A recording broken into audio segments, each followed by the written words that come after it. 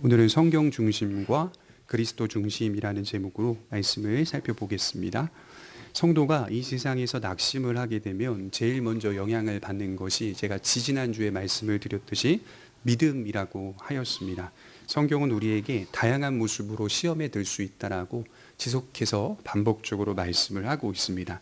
대표적으로 야고보서 1장 2절에 보면 내 형제들아 너희가 여러 가지 시험을 만나거든 온전히 기쁘게 여기라 라고 말씀을 합니다. 여기 여러 가지 시험의 상황들이 우리 앞에 발생할 수 있다는 것을 전제하면서 성도들을 가르치고 있죠. 그러나 참된 성도는 이러한 시험들을 믿음의 시련으로 여기고, 시험이 좌절하고 절망하는 시련으로 끝나지 않고 이러한 시험들이 믿음의 시련으로 여기고 인내를 만들어냅니다. 그리고 하나님의 사람으로 온전하고 구비하여 조금도 부족함이 없는 강건한 사람으로 세워진다는 사실을 야고보가 분명하게 가르치고 있습니다. 빌립보에서 매를 맞고 큰 위험으로부터 간신히 피하여 나온 바울 일행은 암비볼리와 아볼로니아를 거쳐서 데살로니카에 이르게 됩니다. 빌립보에서 겪은 박해는 바울 일행에게는 매우 큰 시험이었고 시련이었습니다. 옷이 다 찢겨지고 죽을 만큼 매를 맞았습니다. 깊은 옥에 갇혀서 두 발은 착고에 채워져 있습니다. 그럼에도 불구하고 오늘 본문을 보면 이 바울의 기세가 조금도 꺾이지 않았다는 사실을 볼 때 과연 믿는 자 속에 역사하는 이 믿음의 자리 또는 이 소명의 자리는 언제나 변함이 없다는 모습을 확인할 수가 있고, 어쩌면 믿는 자들에게는 어떤 시련과 시험을 겪으면 겪을수록 더 강건해진다는 것을 간접적으로 확인할 수가 있는 것이죠. 세상에 있는 어떤 힘도 하나님이 우리에게 베풀어 주신 은혜 또는 믿음이라고 하는 것을 정복할 수 없다는 사실을 알게 됩니다. 여러분, 16세기의 사람이죠. 갈릴레오 갈릴레이가 종교 재판에 3번이나 회부됐을 때 그 당시의 시대적 분위기로는 천동설을 지지하고 있었거든요. 근데 이제 갈릴레오 갈릴레이가 지동설을 꺼내자 이제 종교 재판으로 회부하게 됩니다. 그때 이제 갈릴레오 갈릴레이가 종교 재판 가운데 이제 사형을 선고받을 때 그 자기의 주장을 번복하게 되면 살려주겠다. 그래서 평생 동안 구금을 하게 되는데요. 사형당하지 않고 단지 이제 가택에서 구금만 당하면서 인생을 마무리하게 되는 것을 보게 되는데, 그때 이제 재판정에서 나오면서 그가 혼자서 중얼거린 말 있죠. 그래도 지구는 돈다라는 말이죠. 그 전에 재판 가운데 자기가 주장했던 말을 번복하는 걸 볼 수가 있어요. 자기는 지동설이 맞다라고 주장을 했지만 그 목숨의 위험 앞에서 갈릴레오 갈릴레이도 과학자이지만 그럼에도 불구하고 자기 주장이 틀렸다라고 공개적으로 번복하는 것을 보게 되죠. 제가 이 장면을 보니까 무슨 생각이 드냐면, 과학은 분명한 것이고 사실이다 말해도 시간이 지남에 따라 과학이 전복될 수 있기 때문에, 그러니까 엎치락 뒤치락 할 수 있기 때문에요. 과학자들 역시 그 과학의 사실 앞에 목숨을 걸지는 않습니다. 생명을 걸지를 않아요. 그러나 믿음이라고 하는 것은, 진리라고 하는 것은 번복할 수 없기 때문에요. 생명을 겁니다. 여러분, 초창기에 우리나라의 일제시대 때 많은 사람들을 믿음 때문에 탄압할 때 어떤 아주머니가, 제가 한국교회에서 책을 보니까 어떤 시청 같은 데 와서 도장을 찍는 장면이 나오는데, 그때 자기가 믿고 있는 예수 그리스도를 믿지 않겠다라고 부인하는 각서와 도장을 찍고 돌아가면 살려주는 그런 분위기였던 것 같아요. 그래서 자기는 천황이 유일한 하나님이다라고 섬기겠다라고 하는 것을 이제 와서 기독교인 어떤 아주머니가 도장을 찍고 돌아갔대요. 근데 이 아주머니가 다음날 또 찾아왔대요. 와서 하시는 말씀이 공무원에게 아무리 생각해봐도 불편해서 잠이 안 온다. 자기가 하나님을 부인한 것을 철회한다. 나는 하나님을 믿겠다. 예수님을 믿겠다라고 다시 이야기를 하고 돌아갔다라는 이야기도 있습니다. 그러니까 하나님의 은혜 안에서 받은 그 믿음을 번복할 수가 없는 것이죠. 거기에는 믿는 자들이 생명을 거는 것입니다. 가만히 생각해 보니까 바울이 만약에 인간적인 방식으로 수고했다라고 하면 금세 지쳤을 것이고 포기했을 겁니다. 그의 지칠 줄 모르는 인내력과 성실은 인간적인 방식을 초월해서 역사하시는 성령님의 능력이었습니다. 그는 하늘의 신령한 능력으로 무장하고 있었고 그 능력이 예수 그리스도 안에서 나타나고 있었던 것이죠. 그렇게 박해받고 핍박받았어도 바울의 큰 관심은 여전히 죄인들을 향하고 있었습니다. 바울은 자신을 사용하셔서 하나님 나라의 복음을 전파하시고자 하신 하나님의 뜻을 철저히 받아들이고 있는 인물입니다. 자신이 오직 다른 사람들의 구원을 위하여 사도가 되었다는 사실을 잊지 않으면서 사역을 감당하고 있는 것이죠. 첫째는 유대인들에게 사도요, 둘째는 이방인들에게 회개와 믿음의 복음을 전해야 함을 잘 알고 있었기 때문에 자기의 수고에 대한 성과는 뒤로 하고 주님께 맡기고 성공에 대한 큰 희망을 갖기보다는 자신에게 허락하신 그 소명의 자리에서 순종해야 한다는 것을 더 앞세우고 있더라는 것입니다. 누가복음 9장 57절에 보면 예수님 우리에게 이렇게 말씀하셨죠. 길 가실 때 어떤 사람이 여짜오되 어디로 가시든지 나는 따르리이다. 예수께서 이르시되 여우도 굴이 있고 공중에 새도 집이 있으되 인자는 머리 둘 곳이 없도다 하시고, 피조만물을 보라는 거죠. 여우도 굴이 있다. 자연 만물의 순리와 순환되어지는 현상들을 보면 여우도 굴이 있고 공중에 새도 집이 있다. 그런데 인자는 머리 둘 곳이 없다라고 분명하게 자기의 계획을 밝히고 있습니다. 여러분, 머리를 둔다는 의미는 헬라어로 스스로 기울이다라는 뜻입니다. 이 세상 어딘가에도 주님은 머리를 기울이지 않았다라고 말씀을 하는 것이죠. 주님도 집이 없었을까요? 어떤 분들은 주님은 집이 없었다 이런 말씀을 가지고 막 선언하시는데, 주님 집이 있었습니다. 어머니 아버지가 살고 있는 집이 명백히 있었습니다. 주님은 집이 없는 분이 아니었어요. 집이 있었습니다. 그러나 기울이지 않았죠. 자신의 머리를 그 집에 기울이지 않았죠. 주님은 묵묵히 성부께서 보내신 뜻에 따라 살아가셨습니다. 부르심을 받은 대로 나아가셨습니다. 많은 일들을 행하셨고 보이셨지만 방향은 뚜렷했습니다. 십자가였죠. 주님의 모든 시간은 마치 타이머를 설정하듯이 십자가로 설정하셨고 시간의 흐름 가운데 그 길로 정직하게 걸어가고 계셨습니다. 그리하여 우리를 구속하시고 모든 믿는 자들의 모범이 되셨다라고 성경은 말하죠. 소명은 하나님이 우리를 부르신 자리, 부르신 목적을 깨달아가며 지켜내는 겁니다. 이 세상 어디에도 우리의 마음을 기울이지 않고 오직 하나님 나라에 우리의 마음을 기울여서 그렇게 살아가는 자세와 태도를 의미하는 것입니다. 그래서 여우도 굴이 있고 공중의 새도 이런 말씀을 다 하시고 난 후에 어떻게 예수님이 마무리하시냐면, 예수께서 이르시되 손에 쟁기를 잡고 뒤를 돌아보는 자는 하나님의 나라에 합당하지 아니하니라 하시니라. 뒤를 돌아본다라고 하는 것은 이 세상에 우리의 마음을 기울이고 있다는 뜻입니다. 하나님의 나라에 항상 우리의 마음을 둔다는 뜻입니다. 우리의 계속적인 관심이 어디에 있어야 하는지를 주님이 분명하게 말씀을 하고 있는 것이죠. 세상을 성실하게 살아요. 돈도 벌어요. 학력도 잘 세워가요. 좋은 직장도 다녀요. 그런데 그 사람의 중심을 보면 세상 어디에도 마음을 기울이고 있지 않아요. 주님은 그것을 본 거예요. 어디에도 마음을 기울이지 않아요. 하나님의 나라에 계속적인 관심을 두고 믿음으로 살고 있습니다. 여러분, 가볍게 읽으면요, 오늘 본문에 보면 1절에 빌립보를 떠나서 암비볼리와 아볼로니아를 거쳐서 데살로니가에 온 것처럼 기록되어 있지만, 사실은 암비볼리와 아볼로니아에서도 머물면서 복음을 전파했고 하나님의 말씀을 가르쳤습니다. 그냥 경유했던 게 아니라요, 그곳에 도착하여 머물면서 얼마간 복음을 가르치고 그곳 가운데 하나님의 교회를 세워갔다, 이렇게 이해하시면서 이어오시면 좋을 것 같아요. 그리고 나서 데살로니가에 도착하게 된 겁니다. 데살로니가에 대한 간단한 소개를 드리면, 데살로니가는 마게도냐의 수도였습니다. 고대 그리스 시인 중에 안티파트로스라는 사람은 데살로니가를 마게도냐의 어머니라고 정의를 했어요. 또한 이 도시의 분위기는 자유로웠기 때문에 사람들은 이곳을 프리시티라고 해서 자유도시라고 지칭을 했습니다. 수많은 신전과 우상들이 가득 찬 도시였습니다.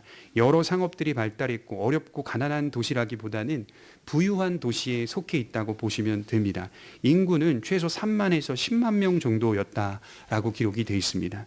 빌립보에서 마게도냐까지는 약 110km 정도가 됩니다. 바울이 이용한 길을 살펴보니까 이 울퉁불퉁한 그리스 해안지대를 따라오다가 산악지대를 거쳐서 데살로니가에 도착하게 된 것으로 추측해 볼 수가 있어요. 다행히도 데살로니가에는 오늘 본문을 보시면 회당이 존재하고 있습니다. 그것은 이미 디아스포라 유대인들이 자리를 잡고 있었던 도시였다는 뜻입니다. 우리 1절에 보시면 이렇게 시작하고 있어요.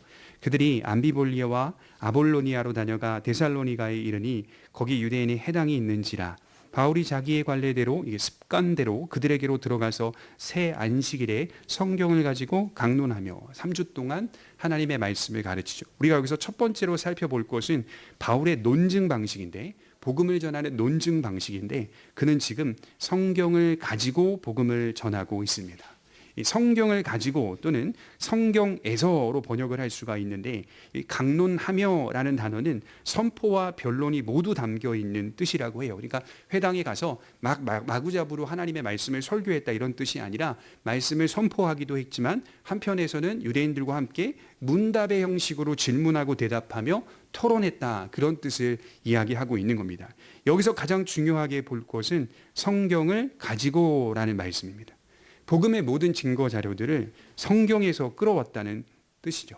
엄밀히 말해서 구약 성경을 말하고 있는 내용입니다. 그래서 바울의 복음은 성경 중심이라고 말할 수가 있어요. 왜? 다른 어떤 책이나 다른 어떤 사상이나 철학적 이론이나 체험적 신앙이나 이런 데서 복음의 증거 자료들을 끌어오지 않아요.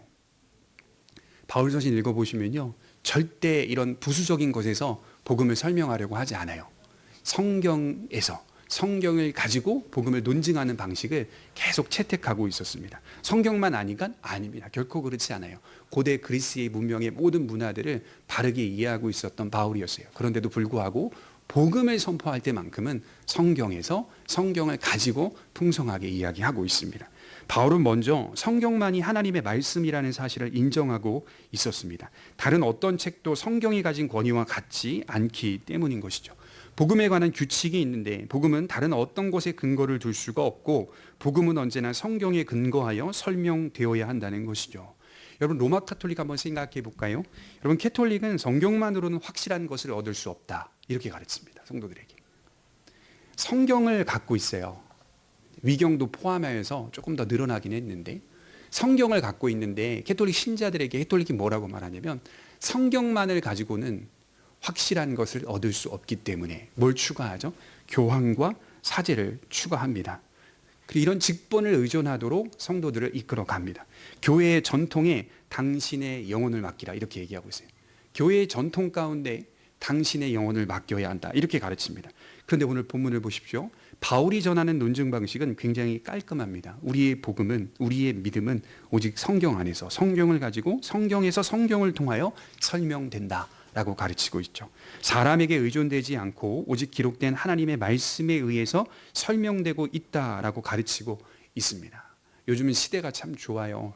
재판을 하고 있는 모습도요, 실시간으로 다 방송이 되고 있는 것을 확인하게 되죠. 그러니까 마음만 있으면 재판장 가운데 재판하는 그런 진행 방식들을 보면서 저런 단어들은 무슨 단어인가 스스로 사전을 찾아가지고 확인해 볼 수가 있죠. 요즘 재판 가운데 지금 진행되고 있는 탄핵 재판을 보니까요, 이게 이제 행정심판이라고 해서 형사소송하고는 좀 다르더라고요.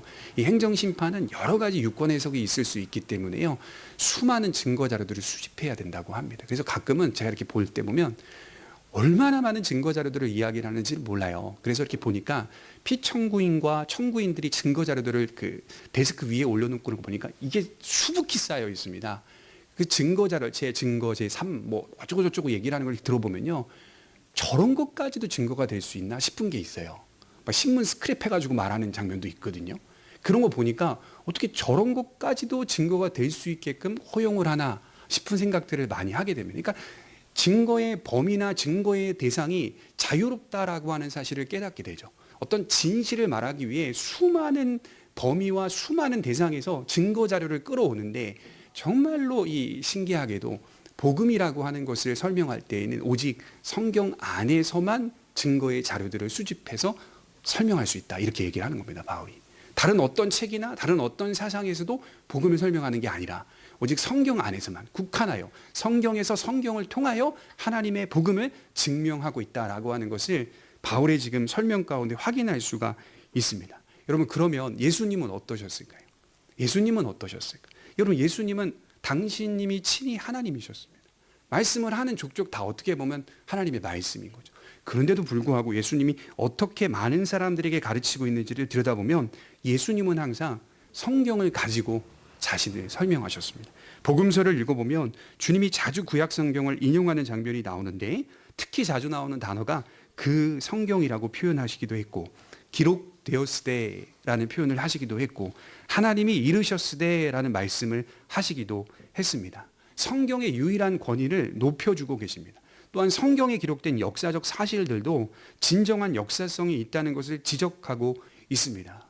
여러분, 대표적으로 누가복음 24장 27절에 보면 엠마오로 향하는 두 제자에게 부활하신 주님이 나타나셔서 무엇을 말씀을 하시냐면, 자 봐라, 내가 부활했다, 짜잔, 이렇게 말씀하시지 않고 이렇게 말해요. 이에 모세와 모든 선지자의 글로 시작하여 모든 성경에 쓴 바 자기에 관한 것을 자세히 설명하시니라. 그러니까 너희들이 봐라, 부활한 나를 봐라, 이렇게 다가오신 것이 아니라 부활하신 주님이 그들에게 찾아가셔서 그들의 마음의 눈을 여시는데 모든 성경에 쓴 바 자기에 관한 것을 자세히 설명하시니라. 풀어 설명했다, 이런 뜻이거든요. 주님도 역시 성경을 가지고 성경에서 자신을 설명하고 계셨더라는 거예요. 여러분, 우리의 신앙이, 우리가 가진 복음이 오직 성경에서 설명되고 증명되며 성경에 의존돼 있어야 한다는 것을 말씀하고 있어요. 그래서 후에 바울이 주님의 나라에 가기 딱 전에 디모데 전서와 후서를 쓰는데 마지막 유언책이라고 하는데, 디모데후서 3장 16절에 이렇게 자신이 종합적으로 정리를 해요. 모든 성경은 하나님의 감동으로 된 것으로 교훈과 책망과 바르게 함과 의로 교육하기에 유익하니 이는 하나님의 사람으로 온전하게 하며 모든 선한 일을 행할 능력을 갖추게 하려 함이라. 모든 성경은 뭐라는 거예요? 하나님의 감동으로 된 것이다, 하나님의 생명으로 된 것이다, 살아있는 말씀이다라고 하는 것을 분명하게 이야기합니다. 오직 성경만이 인간에 대하여 참된 교훈과 책망과 의로 교육하기에 유익한 책이다. 이 세상 속에서 하나님의 사람으로 온전히 사는 방법을 성경만이 가르쳐주고 있다. 성경만이 하나님의 말씀이기 때문입니다. 여러분, 우리가 왜 성경을 붙잡고 있죠? 이 교훈과 책망과 바르게 함과 의로 교육하기에 유익하니 이것만으로는 부족해요. 우리가 성경을 붙잡고 있는 이유가 디모데후서 3장 15절에 성경은 구원에 이르는 지혜가 있기 때문입니다. 성경은 구원에 이르는 지혜 속에 의로 교육하기에 유익하고 바르게 하기에 유익하고 교훈과 책망이 있다라고 하는 사실을 성경이 말씀하고 있습니다. 신자의 믿음이나 구원과 삶은 다른 곳에 의존되지가 않습니다. 성경에 기록된 예수 그리스도의 복음을 믿을 때 얻게 되는 것이라고 분명히 말해요. 그래서 우리의 신앙생활은 언제나 성경을 가지고 성경에서라고 하는 이 중심이 있어야 하는 겁니다.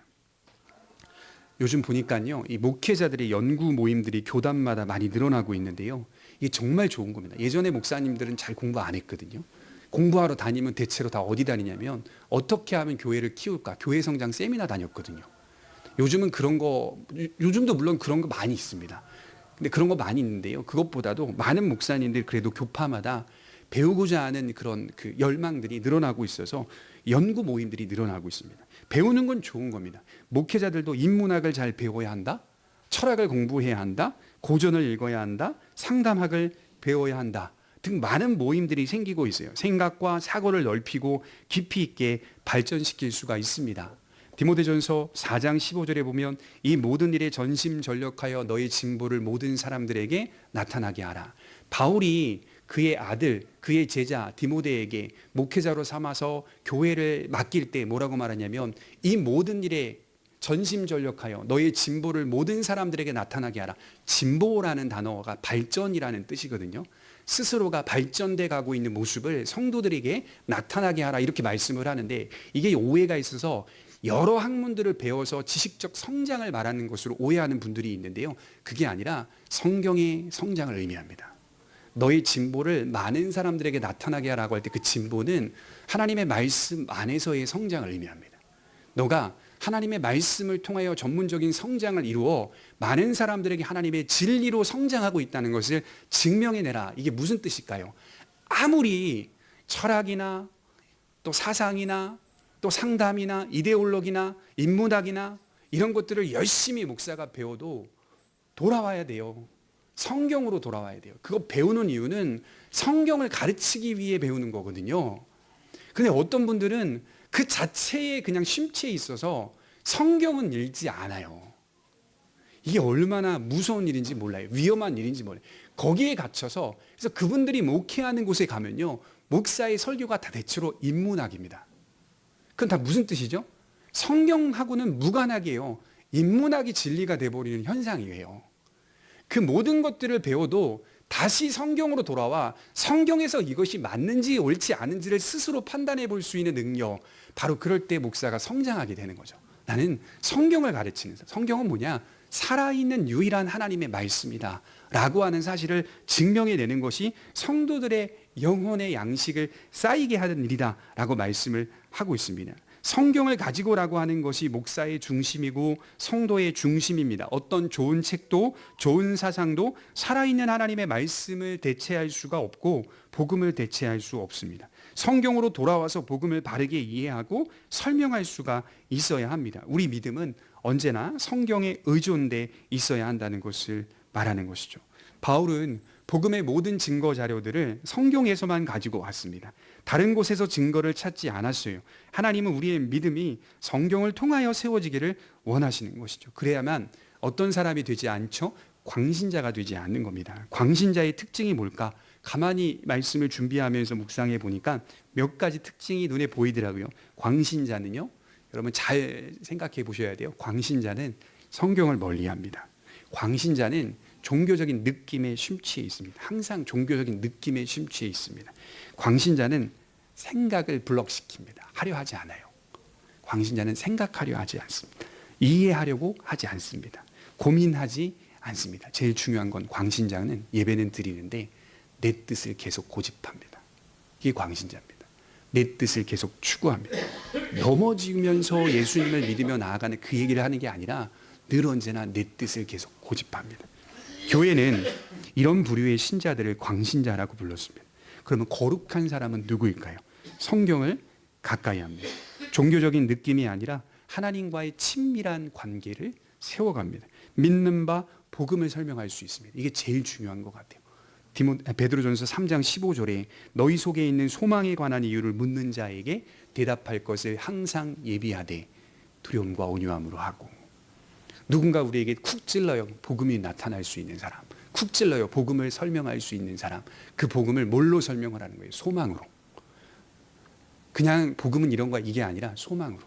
소망이 무슨 뜻이죠? 확신을 말합니다. 나는 지금 확신하며 달려가고 있어. 난 거기에 내 생명을 걸었어.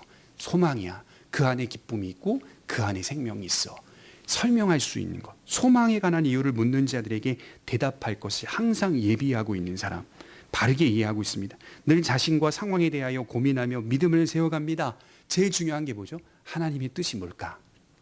늘 하나님의 뜻을 추구합니다. 믿음과 소망과 사랑이 개인의 역사 속에 아주 균형 있게 자리를 잡아가고 있는 사람. 이게 거룩한 사람의 특징입니다. 두 번째로 살펴볼 것은 성경은 뜻을 풀어 설명해 주어야 하는 해석이 필요하다는 것입니다. 우리 3절에 한번 볼까요? 3절을 같이 읽겠습니다. 시작. 뜻을 풀어 그리스도가 해를 받고 죽은 자 가운데서 다시 살아나야 할 것을 증언하고 이르되 내가 너희에게 전하는 이 예수가 곧 그리스도라 하니. 바울은 성경이 해석적 작업이 필요한 책임을 나타내 주고 있습니다. 그러니까 신학적 작업을 뜻하죠. 성경만이 유일한 하나님의 말씀이라는 사실을 분명히 믿지만 이 말씀은 반드시 뜻을 풀어서 해석하는 작업이 있어야 한다는 것이죠. 같은 성경을 가지고 있었던 유대인들이 왜 예수님을 믿지 못했을까요? 똑같은 성경 갖고 있었잖아요. 똑같은 성경을 갖고 있었는데도 왜 예수님을 믿지 못했을까요? 그 뜻을 올바로 해석하지 않았기 때문입니다. 바울 역시 예수님을 만나기 전에도 구약 성경을 가지고 다녔습니다. 율법에 능통한 자요. 바리새인 중에서 바리새인이었습니다. 그런데도 그 뜻을 올바로 이해하지 못하고 있었습니다. 구약 성경을 가지고 있었음에도 하나님과는 아무런 상관도 없었고 사람들이 더 완고해지고 있었다는 거예요. 유대인들이 더 완악해지고 있었다는 거예요. 왜 그럴까요? 뜻을 모른다는 것은 성경의 해석이 틀렸다는 것을 의미하는 겁니다. 성경이 무엇을 의미하고 있고 무엇을 말하고 있으며 우리를 어디로 인도하고 있는지를 모르고 있는 겁니다. 이게 해석의 오류입니다. 여러분 교회마다 뭘 강조하죠? 우리 교회가 성경 중심이다 강조하잖아요. 근데 그거 다 틀린 말이에요. 사실 들어가다 보면 성경 중심이 아닌 교회가 어디 있어요? 무당 같은 교회에 가도요 현수막 걸려 있어요. 성경 중심. 다 걸려 있어요. 성경 중심.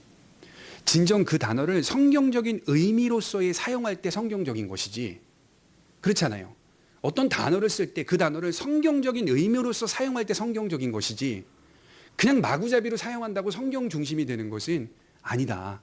이 말씀을 제가 드리는 겁니다.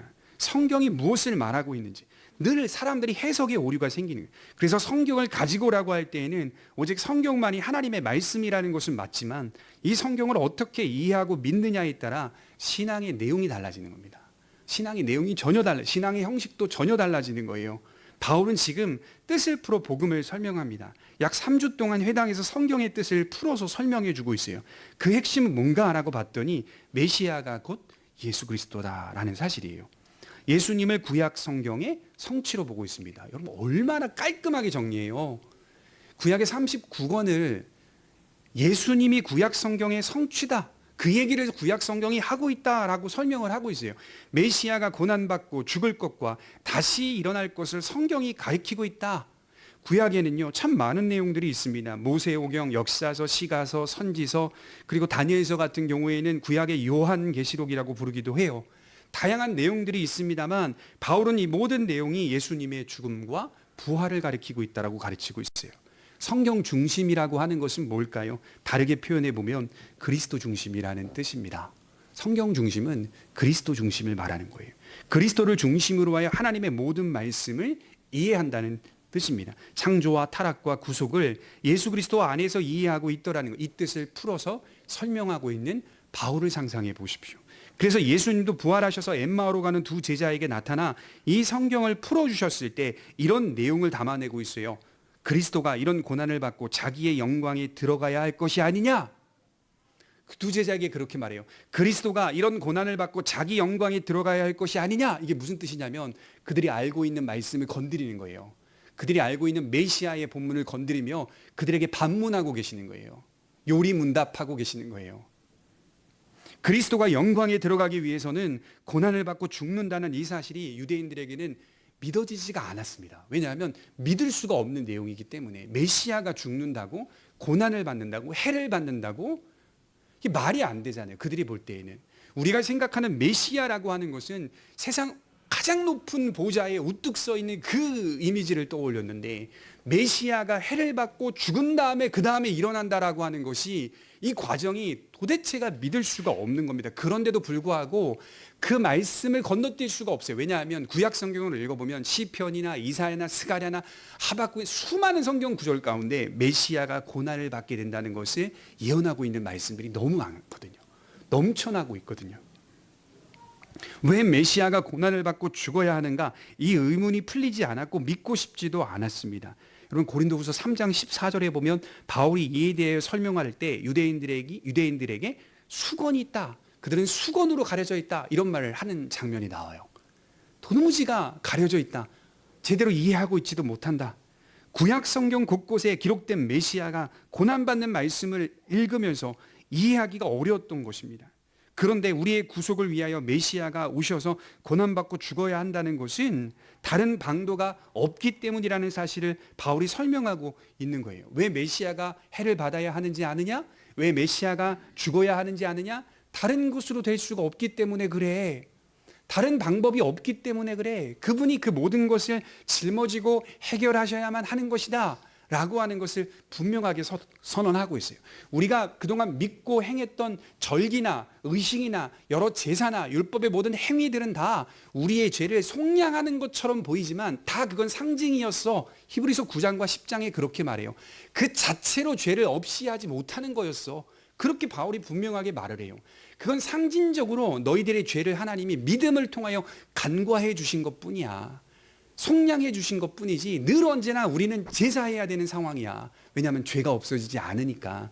그런데 메시아 그분이 단번에 모든 죄를 사하셨고 끝내신 것뿐만이 아니라 영원한 능력으로 다시 일어나 우리에게 영원한 의를 덧입혀 주셨어 라고 하는 것을 회당에서 말씀하였던 겁니다.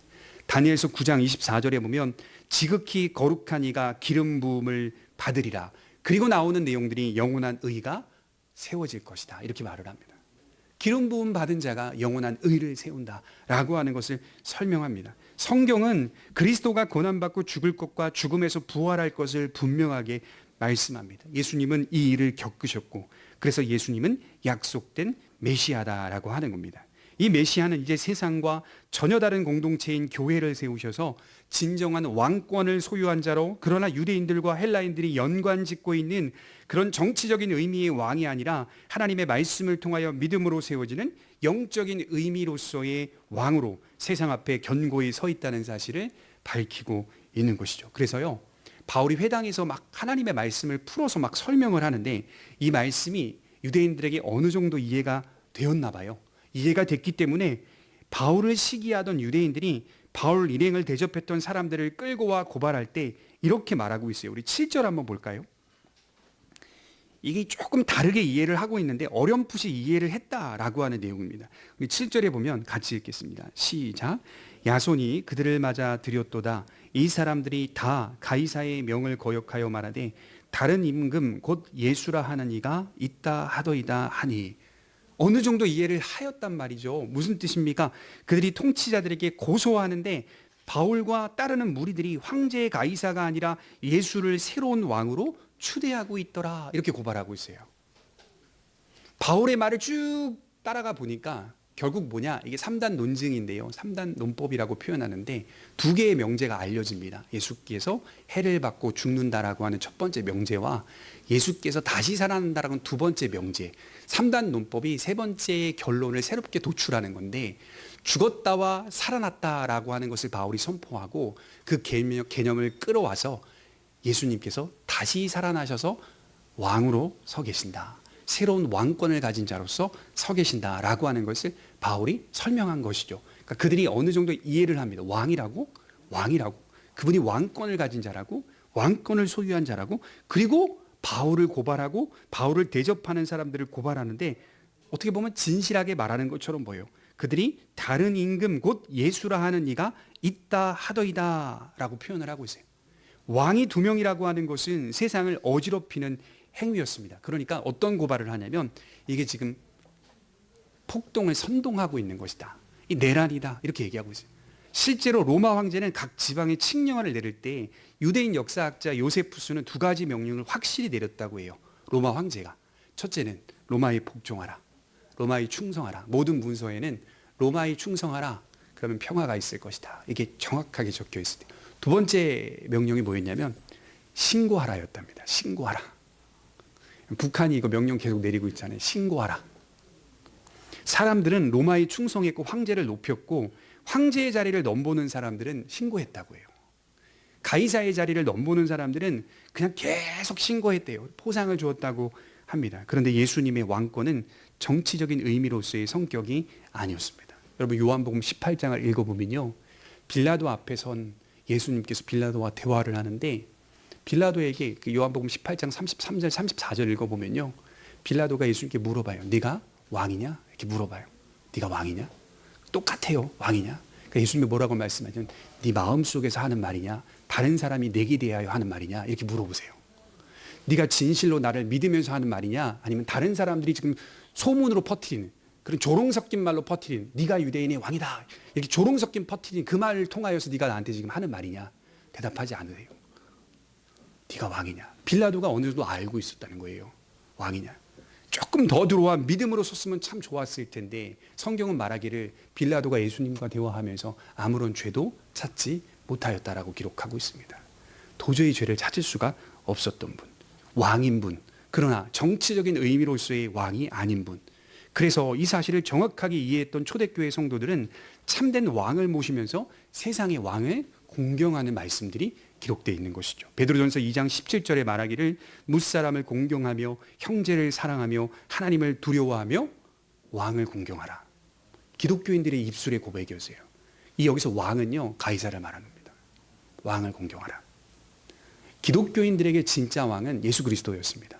그분뿐이었습니다. 그러나 이 땅을 잠시 살면서 하나님의 섭리 가운데 하나님이 허락하신 왕도 공경할 수 있어야 한다는 것을 사도들이 가르쳤습니다. 여러분, 예수님은 진짜 왕입니다. 근데 이런 왕이 어디 있어요? 나귀 새끼를 타고 오는 왕이 어디 있어요? 마태복음 21장에 보면 예루살렘 입성하실 때 그 새끼 나귀를 제가 볼 때는 제대로 상상해 보면 나귀 새끼가 그 어른을 등짐 메고 걸어갈 때 그 제대로나 걸을 수 있겠어요? 한 발 댔고 또 댔고 이렇게 닿든 맞든 하면서 이렇게 걸어갔을 거 아니에요. 얼마나 조롱의 모습입니까? 거기에 사람들이 그 종려나무까지 흔들면서 호산나 다윗의 자손이여 하면서 왕을 찬송하고 있잖아요. 세상에 이런 왕이 어디 있어요? 근데 주님은 그걸 온전히 받아들이셨습니다. 이게 왕의 모습이다라고 하는 사실을 받아들이셨어요. 여러분, 제자들의 발을 씻겨주는 왕이 어디 있어요? 예수님은 그런 왕으로 이 땅에 오셨다라고. 분명한 사실은 뭘까요? 예수님이 이 땅에 다시 오실 때 나귀새끼 타고 오지 않습니다. 마지막으로 오실 때는 구름 타고 오십니다. 진짜 왕으로서의, 정치적인 의미로서의 왕으로 이 땅에 오십니다. 그러나 이 땅에서 오시기 전까지의 예수님의 왕되심은 영적인 왕으로서 역사하고 있습니다. 영적인 왕으로. 우리 마음속에 영적인 왕으로, 세상과는 전혀 다른 성격의 왕으로서 우리를 변화시키고 이 세상을 조금씩이나마 변혁해가는 그 모습 자체가 세상이 심판받고 있는 현상으로 나타나도록 예수님께서 우리 속에 왕이 되셔서 역사해 가고 있습니다. 그러니까요, 기독교인들에게 어떤 성경 구절도 이 세상 왕을 끌어내리고 그 자리에 우리가 앉겠다라고 하는 메시지는 없어요. 성경 어디에도 없어요. 오히려 세상의 왕은 세상의 왕으로 그 자리에서 존중받고 공경받아야 한다는 것이 기독교의 말씀이고 가르침이다라고 하는 것을 볼 수가 있죠. 예수님의 왕권이 세상 정치와 연관지을 수 없는 독특한 방식으로 신자 안에 자리를 잡고 있는 겁니다. 그래서 성경 어디에도 폭동선동을 가리키는 말씀이 전혀 없습니다. 저희 첫째가 요즘 그 학교에서 국민은혜를 배우나 봐요. 딱 가슴에 손을 얹고 나는 자랑스러운 태극기 앞에 조국과 민족의 무궁한 영광을 위하여 몸과 마음을 바쳐 충성을 다할 것을 굳게 다짐합니다. 바로. 근데 거기 그거 해도 되냐고 물어보는 거예요. 집에 와서 저한테. 아빠 이거 해도 돼? 이거 되는 거야? 그게 설명해 줬죠. 일제시대 때는 몸과 마음을 바쳐. 그거는 안 했어, 기독교인들이. 실제 역사에 그게 있거든요. 몸과 마음은 하나님께 바치는 것이다. 이렇게 설명해 주지만, 그러나 너가 그것을 가지고 그렇게 얘기하면서 진정한 본질, 우리의 영혼은 하나님께만 바치고, 그럼에도 불구하고 하나님이 우리에게 허락하신 소속된 나라를 사랑하고 충성하는 거, 그 고백을 충분히 할 수 있다. 제가 그렇게 얘기를 했어요. 그러나 본질적인 의미는 마음 깊이 생각을 해라 라고 얘기를 했던 이제 기억이 납니다. 그러니까 우리의 본질은 예수 그리스도가 참된 왕이시다, 하나님이시다 라고 하는 것은 변함이 없어요. 그러나 이 땅을 잠시 사는 동안 우리가 하나님의 나라 가는 그날까지 주께서 허락하신 권세자들을 공경하는 겁니다. 그냥 거기 그냥 세워져 있지 이게 아니라 공경, 완전히 존중한다는 뜻이에요. 어느 정도 존중하면서 그들을 바라보고 또 그들을 높여주기도 하고 인정해주기도 하고 이런 것들을 할 수 있다라고 성경이 말씀을 하고 있어요. 예수님의 왕권은 독특한 방식으로 신자 안에 자리를 잡고 있고 성경 어디에도 폭동, 선동을 가리키는 말씀이 전혀 없습니다. 심지어 악한 왕이라도 하나님의 섭리 안에 있다는 사실을 믿으며 공경하라고 성경은 말씀하고 있습니다. 이렇게 하나님의 말씀을 바르게 해석하여 복음을 전파하고 있는 바울을 보고 있어요. 그래서 어떤 일이 일어났을까요? 성공과 박해가 동시에 나타납니다. 이게 바울 사역의 패턴인데요. 성공과 박해, 우리 4절을 한번 볼까요? 4절과 5절입니다. 같이 읽겠습니다. 시작. 그 중에 어떤 사람 곧 경건한 헬라인의 큰 무리와 적지 않은 귀부인도 권함을 받고 바울과 실라를 따르나 그러나 유대인들은 시기하여 저자의 어떤 불량한 사람들을 데리고 때를 지어 성을 소동하게 하여 야손의 집에 침입하여 그들을 백성에게 끌어내려고 찾았으나 유대인들의 계종은 많지가 않았던 것 같아요. 그러나 헬라인들의 계종은 상당히 많았던 것으로 기록하고 있습니다. 여기 보시면 귀부인이라는 단어가 나오는데요. 이거 헬라어로 저명한 사람의 아내라는 뜻이에요. 그러니까 데살로니카의 정치인들의 아내, 행정관들의 아내, 부자들의 아내, 철학자들의 아내 등 그 도시의 저명한 사람들의 아내들이 예수님을 믿게 되었다라고 기록하고 있습니다. 특히 4절에 권함을 받고 바울과 실라를 따랐다는 것은 기독교인들이 별도로 모여지고 있는 그 모임에 합류했다라고 뜻합니다. 그래서 이 본문을 칼빈이 뭐라고 주석해놨냐면 확실한 편에 섰다 이렇게 설명했어요. 예수 그리스도의 표준 아래에서 자기의 입장을 거리낌 없이 밝힐 수 있는 사람이 성도다.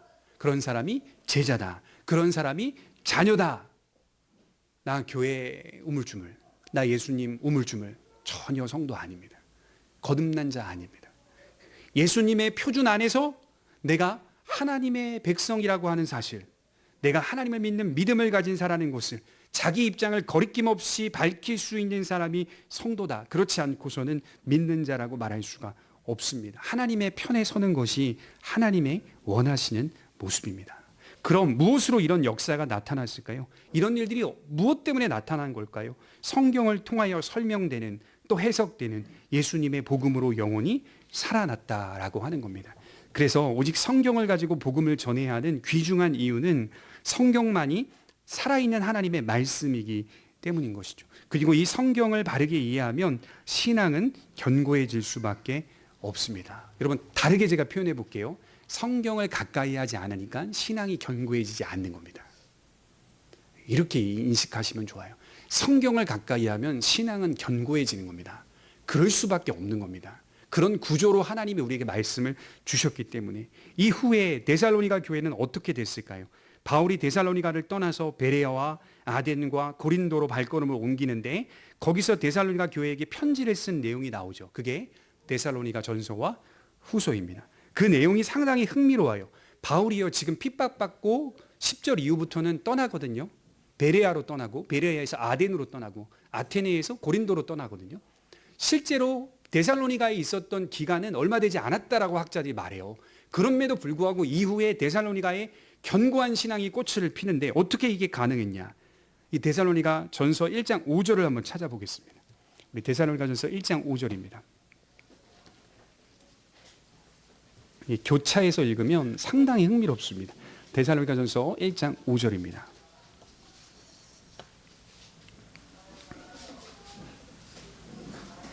오늘 이 배경을 가지고 지금 편지를 쓰고 있는데요.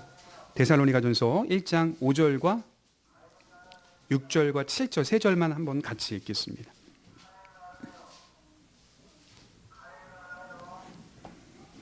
(5절부터) 7절입니다. 시작. 이는 우리 복음이 너희에게 말로만 이른 것이 아니라 또한 능력과 성령과 큰 확신으로 된 것입니다. 우리가 너희 가운데서 너희를 위하여 어떤 사람이 된 것은 너희가 아는 바와 같으니라. 또 너희는 많은 환난 가운데서 성령의 기쁨으로 말씀을 받아 우리와 주를 본받은 자가 되었으니 그러므로 너희가 마게도냐와 아가야에 있는 모든 믿는 자의 본이 되었느니라. 여러분, 데살로니가전서 1장만 읽어봐도 다 칭찬입니다. 누구를 칭찬하고 있죠? 데살로니가 교인들을 칭찬하고 있어요. 유대인들은 많이 개종하지 않았어요. 헬라인들이 대체로 개종했고 여자들의 개종이 상당히 많았고요. 저명한 자들의 아내의 개종들이 굉장히 많았습니다. 그런데도 불구하고 데살로니가 교인들의 신앙이 얼마나 대단했는지 바울은 칭찬하고 있어요. 왜요? 소문이 자꾸 들리니까. 그 능력의 실제가 무엇 때문이라고 말합니까? 바울이 성경을 가지고 전파한 복음 때문이었다라고 해요. 그 복음이 그들 속에 능력 있게 역사해서 성령 안에서 큰 확신으로 주어지고 있었다. 주의 말씀이 그들에게 진실로 임하자 성령의 능력으로 역사되고 있습니다. 그 능력의 실제가 1장 3절에 보면 너희 믿음의 역사와 사랑의 수고와 소망의 인내였다라고 기록하고 있습니다. 열매가 있는 믿음이었다. 간단히 말해서 이런 뜻이죠. 예수님이 말씀하셨어요. 마태복음 7장 20절에 그의 열매로 그들을 알리라. 우리 믿음이 그의 열매로 그들을 알리라. 가시나무에서 포도를 맺을 수 없듯이 포도나무라면 포도 열매를 맺을 수밖에 없는 겁니다. 데살로니가 교회는 진정한 말씀을 올바로 받은 교회였다라고 설명하고 있어요. 오직 성경 안에서 계시된 예수님의 복음만을 믿고 따르는 교회였습니다. 특히 많은 환란이 있었던 도시였다고 해요.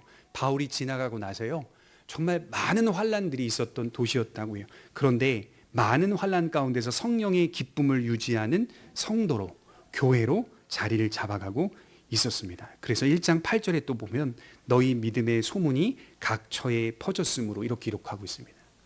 데살로니가 교인들의 믿음의 소문이 각 처에 퍼지기 시작합니다.